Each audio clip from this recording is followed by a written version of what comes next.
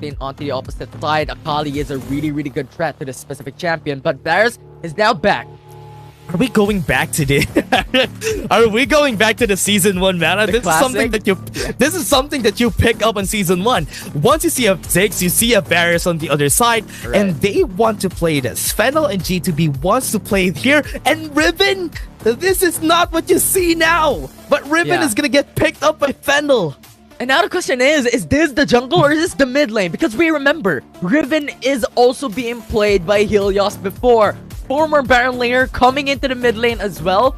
It's just so much flexibility built in the composition of Fennel and individually as players coming down here for this team. But now coming into the second phase ban, Kha'Zix is removed immediately by Fennel.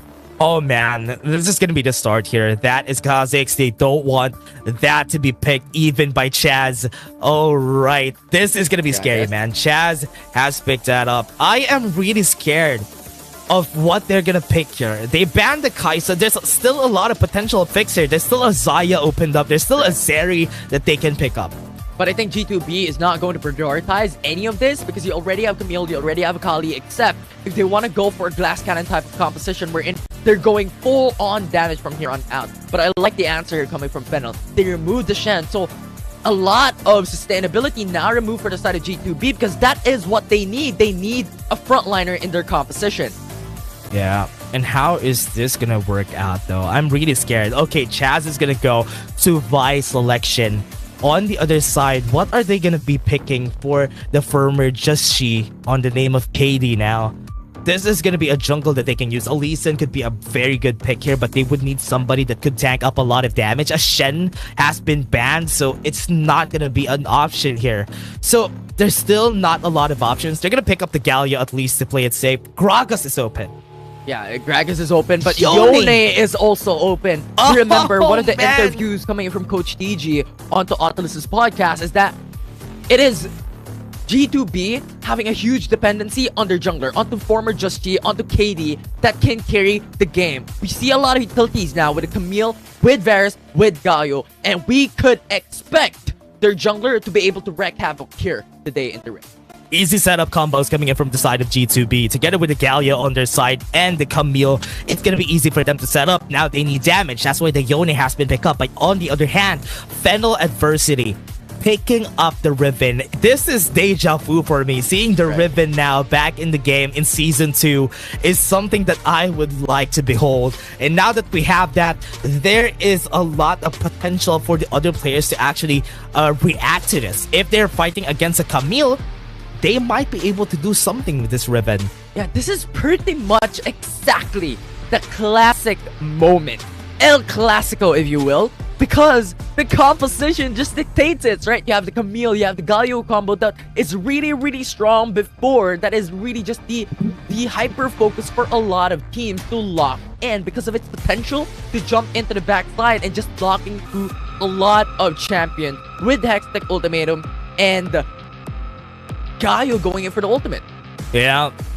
Oh man, I'm excited for this fight. This is what everybody was waiting for ever since the start of this day, everybody. I'm sorry it took so long, but here it comes. G2B versus Fennel, and this is the start of their battle.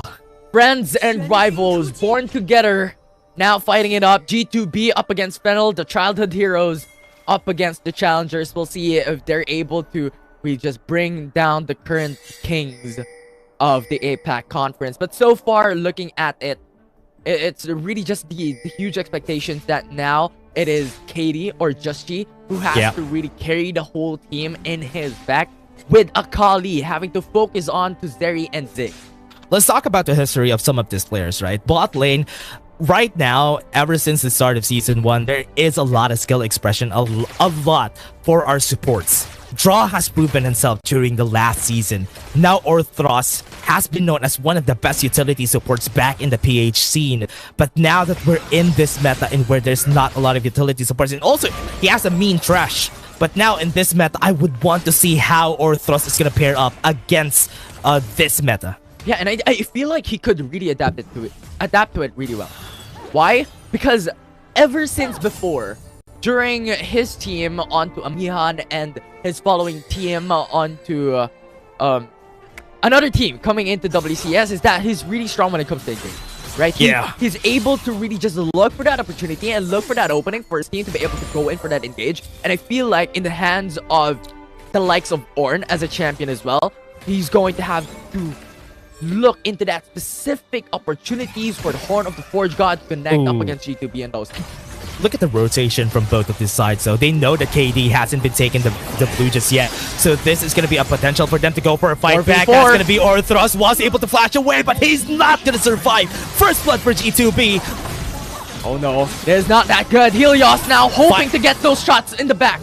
Fight's not done yet. Spells was able to get one down, and this is not gonna win in their favor. Aaron was able to get a shuriken to get the kill, and that's a 3-0 for G2B. 3-4-0 trade is not exactly what you want coming into the early game, coming here for Fennel, as it's just going to push G2 Blacklist into a much more favorable type of play. Helios, as we all know, going into Zeri, not that strong when it comes to the early game. And now going into these type of fights wherein Spells and Chaz is too far away. Going into that fight, it was an isolation play for such a long time. And G2B was just able to secure 3 kills, using up 2 flashes, but overall it doesn't really matter. They're able to get a lot of kills, delay a lot of champions, and a lot of players, and a lot of lanes up against Fennel. G2B is showing Fennel how it's done, and right now it's just working in the favor of G2B. Even if we didn't see a lot of Yones come to CN conference, KD is making it work right here in G2B, even working out the early game in their favor. They now see where Chaz is. They get the taunt. Fate sealed to seal his fate, and he's dead. He's gone. He's dead. For here in this early game, it's only 3 minutes. 1k gold lead already secured along with the jungle invade that KD is doing. Remember what we've mentioned before, the jungle will be the carry of G2B, and KD is doing just miracle here in game 1. 3-0 onto that jungler Infinity, and this is not what you want. A Yone that is fed is a Yone that would win games. And just even during the last time that we've seen him during Season 1, he was one of the players that really loved to play Yone. Yeah, it definitely is. I mean, it's just really, really strong on it. And I remember, you know, during the beginning of the plays of Just G in the past, having to utilize these Sin at the very beginning as former NXP player, he was just the most aggressive jungler that ever touched League of Legends Wild Rift. And now to the side of G2B, he's using that aggression for his team to be the carry. Yeah, and ever since Autolus has been talking about this guy, Just G, or should I say KD, has always been one of the best. And that's why he's just showing this to Chaz especially, that he could really contend. And G2 Blacklist from their former selves, now they are just moving around. And what thing that Fennel could do here is just try to find a kill, maybe get a shutdown, maybe get a gold injection onto the carry. And that's what they're doing here in the mid lane. Will not push through for the Vault Breaker as Golden Kite just hugs the turret. And as you have mentioned, KD is just really, really strong. He's just built different. But now looking at Aaron here in the bottom lane, Chaz is going in for the flank. Okay, that's gonna be it. Last season this is, it's not gonna be able to move. That's 1 dead for the hands of Fennel. That's really good, because now they're able to push onto the turret in the bottom lane, as well as just have vision into the bottom side with Mountain Drake now available. Yeah, they're gonna get the Mountain Drake in their favor, and just straight up the Rift Herald that is going to be taken right there on the top side of the map. And G2 Blacklist is going to try something, but they're not going to be able to try and take the steal on here. We got the vision on where they are, and that is going to be Chad securing the Mountain Drake, and this is KD just taking off with that Rift Herald, and they might be able to take this mid lane turret. Yeah, and I like this coming from G2B because they want to snowball! They didn't defend this mid lane tower. That's going to be a Rift Herald in the mid lane, and they're going to try to push this. There's not a lot of people here. And now Rift Herald pushes it out. Turret already down to 400 HP, but that's good enough for G2B with no more waves to come in. And I think this is what G2B wants. You know what? Snowball out of proportion here in this early game. This is what they need as well. Looking at the composition of Fennel, they have Zeri, they have Ziggs, they have Ornn. So when it comes to that late game potential, they still have it in the bag. So that aggression in the early game, capitalizing on the early game kills, is something that G2B wants. Yeah, they're gonna be starting this Infinity G2 Blacklist losing the objective right there. Got the Rift Herald, was not able to take down the tower. This is one of the powers of the Ziggs. The reason why Ziggs has been meta ever since is because of this power. The power to hold down the mid lane and not let the enemy team take this tower. Once you fill that spot and not give them the mid lane tower, that gives you a lot of space. It's just two things: safety and damage from far away. Well, that's like 5 words, but you get the point, right? Safety and damage. That's pretty much Ziggs overall into this specific champion. That's why it's really, really strong. And even if you leave him alone, it doesn't matter. You can just hug the turret, but still able to clear the way. Yeah. And one of the things that I really love about the Ziggs is the wave clear. The amount of wave clear makes you not be able to easily push some lanes. Right now, from what we're seeing, KD is still in a spot that everybody needs to be scared of. Yeah. A 2.1k gold lead up against an individual matchup up against their opposing jungler is really huge. Mortar Shield Bow as well. Fate Seal. Hextech Ultimatum is not going to be there, and that is going to be the hold. Fate Seal was not able to hit, but still, Ime was able to finish it off. Nice follow-up flash coming from Ime, being able to secure that kill onto the top side. Now Chaz, Vault Breaker. Vault Breaker top side, gonna be able to hit on one. They have one more. That's gonna be the hero's entrance from Dot to help them out. They're not gonna get any more. They got 3 plates at least.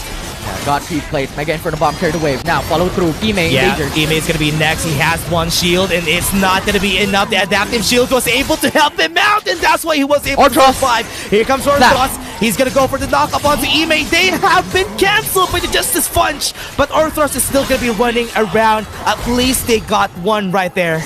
Yeah, and remember, KD already has Immortal Shield Bow. A lot of sustainability built onto his first item, so he is able to go really aggressive. Helios in the bottom lane. 1v1 Aaron gets the win on Helios, and that is a legendary battle in the bot lane. And because of that, tower in the mid lane and tower in the top lane has been taken down. 2 turrets already secured. KD now going for the Fate Seal top side. How aggressive he is. Danny almost dying, and KD is just so scary right now.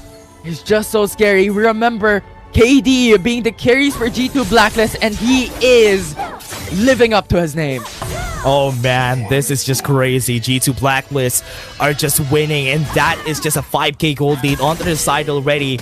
And how are they gonna start this out? Right now, Fennel needs to do a lot of things in order for them to really go back into this game. Yeah, and this is just a playstyle for G2 Blacklist. For the viewers watching at home right now who is unfamiliar of this team, it is G2 Blacklist who has that huge dependency onto their jungler, which is KD, coming into these team fights. So a lot of these fights, a lot of these engages will centralize onto the jungler of G2 Blacklist. Yeah, that is going to be KD. KD has always been doing that. That is why this guy has been one of the best junglers that we had here in the APAC conference, and now he's showing it even with a champion that you don't really see that much ever since the nerf on Yone's jungle clear, but he's still doing it in this game. Yeah, he doesn't care about nerf. You know what? Nerfs makes him stronger, if that even makes sense. Sure. Sure.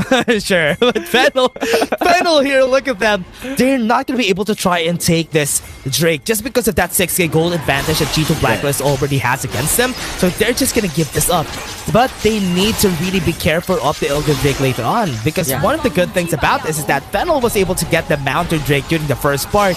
They don't need to risk taking the second Drake. Yeah, Soul is not going to be available for G2B, but that dragons being stacked on top of each other is going to be scary later on. And we see KD already built up his second item, Mortal Shield Bow, along with Stellar Charge Blade. So when it comes to that burst amount of damage into those aggressive fights that KD starts, it's going to hurt the back line. It's gonna be really bad here, especially for their side. I hope Helios would be able to show us something while he gets into the late game. One of the good things about this composition is that they have Helios as a backup for the late game. We're still gonna be waiting for that Zeri pop-off moment. But remember, KD has already traversed that early game disadvantage that he has, and now is in a really strong spot. But the thing is, we won't expect Helios to really wreak havoc anytime soon. He built up onto the Manamune first, so we have to buy, or we have to wait for a little bit more time to be having, or to see 3 item power spikes coming into Helios, having the Bloodthirster or something more of a different type of path coming into his items. Maybe something more towards that late game, but he needs something sustainable coming in into this playstyle, into this team. We'll see how they can perform as well up against G2 Blacklist. Can they deny KD? Yeah, Fennel is looking for a kill, looking for a pick-off, and that is the smart way to do here. Get a shot down maybe, so that you will be able to jumpstart what has been lost during the early parts of the game. So Fennel is just looking for any opportunities that they can get, but G2 Blacklist already has smelt what's gonna happen. Ime, Draw, Aaron, all in the tri-brush, and Fennel has understood that, you know, we saw Ime already before in the river, and we have to play it respectfully up against G2B, considering their amount of advantage coming to the game. They're gonna try and take this blue buff here, and already Fennel has already called upon everybody on their side but G2B. This is a fight that there's no objective in this part of the map. They just got a tower for free, and Fennel is kind of looking for a battle here to get with G2B. And G2 Blacklist, 4-man roam into the mid lane. Fennel has to be wary of the backs as well. Aaron is going for the flank. Ultimatum goes in for Orthros. They have one hero's entrance. He's not going to be able to move. Aaron, super low in HP, but on the back line, they got one person. Aaron was able to get in, and they're going to go for the fight. They're still trying to get in. Ime is taking a lot of damage. Helios is trying to really hit upon everybody. Helios! That's going to be him. Helios is back, and Helios is going to wreak havoc against the members right here. KD is going to try, but that's going to be an ace for the side of Fennel. Fennel turned things around, and they're back into the game. They get the turret into the mid lane. Baron Nashor is available, but they could not take that down with 2 members only left into their composition. But with just that one fight, they're back into the game. Yes, they still have 3k gold deficit, but that doesn't really matter. They can secure the second turret into the mid lane, and that is good enough for Danny to be able to stack more gold coming into this fight. They were too lax in that fight. Look at what happened to this fight. Ime went in for Orthros. They tried to kill him really fast, but Helios, he was free hitting in the back line. Yeah, Helios just had the great time. And yes, you had Akali coming into the backside looking for Helios, but it was Chaz's fast thinking that denied it. The Vault Breaker along with assist and desist. And now Helios just wreaked havoc, jumped over the wall, killed down Golden Kite, and it was over with a 2v1 up against KD. This is what you need whenever you are in this part of the game. You really need to be able to get those shutdown golds. And now look at what happened. 6k gold lead down in the flush. And that's 1k gold lead now after those kills coming in from Fennel. And they're back. This is the moment that we were waiting for Fennel to be able to come back up, right? Helios being able to get a lot of kills, getting a lot of gold, and also buy items. Once that happens, the 3-item power spike will be there. Triforce already secured. Now going into a possible Bloodthirster as well for this specific player. Yeah, and now the question is, how are they gonna follow this through? Fennel are still looking for the battle here. They have, based on what we've seen there was no objective on both sides, but they all really wanted to get that fight. G2B thought that they are not gonna fight back, but Fennel was able to do just that, and now they are going to be scared on taking this next objective. We do have another 30 seconds before the objective, or rather 10 seconds before the next objective comes in, and here comes the Ocean Drake. Yeah, it's just, they're really, really clever. You know what, Fennel?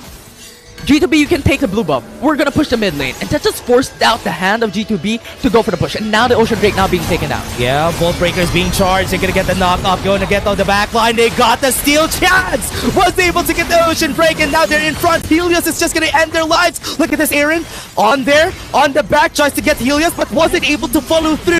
G2B are crumbling to the hands of Helios, and this is working in their favor. Aaron tried his best, and he was able to get one kill onto Danny. Gets the shutdown. They got the stasis. Helios is being a bit closer. They didn't get the shuriken flip flash on Helios, and they still have 2 members still alive. Ime against everybody else, and this is what's gonna take his life, and Fennel still won that fight in the end. You cannot leave Helios unattended! And time again, once that happens, Helios is just gonna break loose in the rift. And they were just able to get so much kills. And looking at the replay, right, we're seeing a draw into the front lines, buying time for his team. They got the Ocean Drake for the side of Fennel. And yes, Danny is in danger. You have draw coming through as well. So it was pretty much a 4v2 into the Dragon's Pit. Helios was getting those free damage happening into the back. Aaron was just clueless. Goes onto Chaz, gets the kill. But in the end, it was a 3v2 since draw was just so much of an outside into that fight. Helios was just dashing back and forth, and once again those free hits coming in from the mid lane of Fennel just hurts the power of G2B, and their constant advantage now removed by Fennel.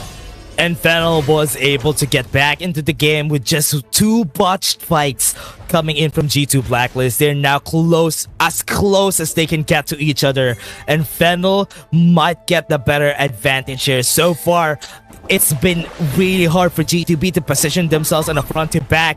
And it's way easier for Fennel to just make a move on those types of plays. They just have to remove Helios, have to target Helios out of from that fight. And yes, you have to look at Danny as well, because there's still a lot of potential coming in from these champions, coming in from these players, considering that he is 4-1-4, having the Ludens, Leanders, and Rabnod stat cap already. So much damage built into this specific player. But the thing is, Helios just reheating it to the backside. Their tanks, their champions is just gonna get melted. Yeah, positioning also, I would love to commend how Danny has been playing this game. The Mega Inferno bombs, the way he has been pushing back everybody, making it awkward for them. It hasn't been seen a lot, but Danny has been doing a lot this game. Utilization of the satchel charge as well, because when the time came, it was Camille who wanted to go and force out the fight. Look into the backside, remove Danny coming in from it. But the thing is, the satchel charge removed the position that Camille wanted for the hero's entrance to come through to stack up against Danny, and that just bought so much time for Fennel. Yeah, and now Fennel has advantage. The map isn't theirs just yet, but they would want to take this Baron. 20 more seconds before the next objective comes in, and that's gonna be the Elder Drake, and both of them would want to take that. And the thing is, coming from a 6k gold lead for G2B, now down to 0. It is even level playing here field for Fennel and G2 Blacklist here in 18 minutes. Yeah, let's see what's gonna happen here. Fennel would want to take the Baron, but the Elder Drake is already spawning in just a bit, and that's it. That's the Elder Drake already up. Fennel is already in position, but look at G2B. They're still not in position to contest this.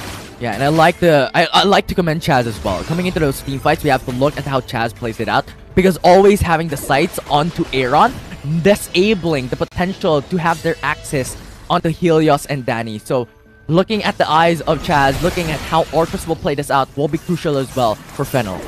The only way that G2B could win this is that if Aaron would be able to execute one of Danny or even Helios, if he executes one of them, that could mean the end of the game here for Fennel.